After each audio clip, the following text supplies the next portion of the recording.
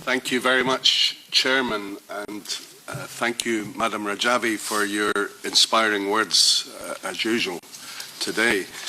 As you said, Madam Rajavi, this is International Human Rights Day. In fact, this year, the UN has designated today as HR 365, indicating that every day of the year is Human Rights Day. Sadly, all of us in this room know that no day in Iran or Iraq is Human Rights Day. Iran today, as Mrs. Rajavi said, is covered in blood. Iraq, next door, thanks to the mullahs in Tehran, is also covered in blood.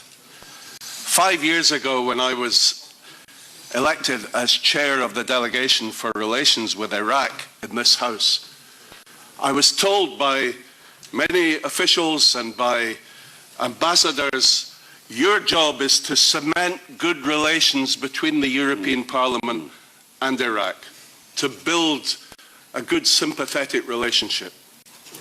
Within a very few weeks, I exposed the fact that Nouri al-Maliki was a corrupt dictator, and I was told by many people in Brussels, you must shut up. You are rocking the boat. You will destabilize Iraq.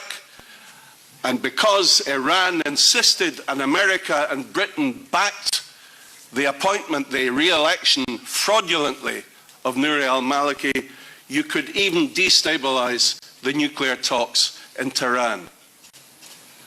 But I refused to shut up. I was becoming rapidly, apart from my colleagues here in this room, rapidly we were all becoming lone voices in this respect.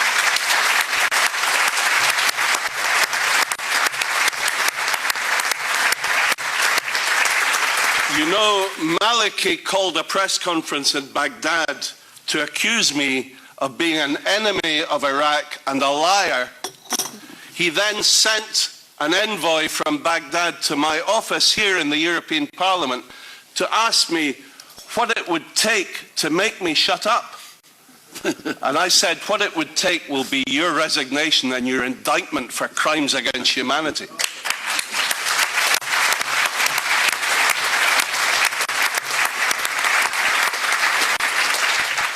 But you know, my good friend Howard Dean said that the West is plagued with a history of short-termism. And this is exactly what happened.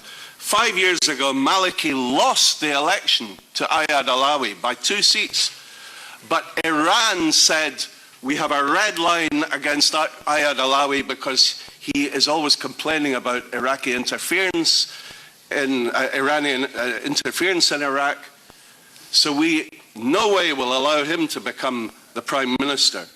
And America and Britain and Europe backed Iran and said, okay, we support Maliki to form a coalition and to take control. That was a short-term mistake, and it was a tragedy for Iraq, it was a tragedy for the region, and a tragedy for the world. Iraq is now a bloodbath. We warned again and again that this would happen, that there would be civil war.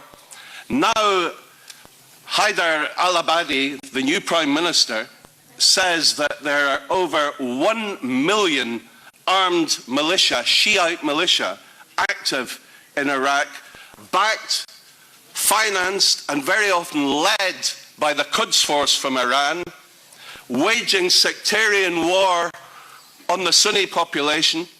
And then the world says, why is it the Sunni tribespeople in Anbar and Diyala are not standing up and fighting alongside the Iraqi army to get rid of ISIS?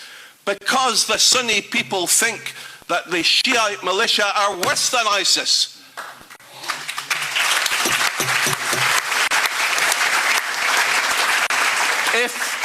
If we are serious about ridding the world of ISIS, if we're serious about encouraging the Sunnis, the tribes in Iraq, to join forces with the Iraqi military, with the Peshmerga in Kurdistan, to help oust ISIS, and this is the only practical way that you can fight against ISIS, then we must rid Iraq of Iranian interference. We must tell Haider al-Abadi, appoint again the generals who were ousted by Maliki because they did not support Iranian interference. Get rid of all the Iranians in Iraq. The PMOI exposed 30,000 names of people who are working in the army, in the intelligence services, in the administration of Iraq, who have been trained and are paid a weekly wage by Iran. They expose their names, their bank account numbers, how much they're paid. This is the level of the interference of Iran in Iraq. They're extending their cancer across the whole of the region.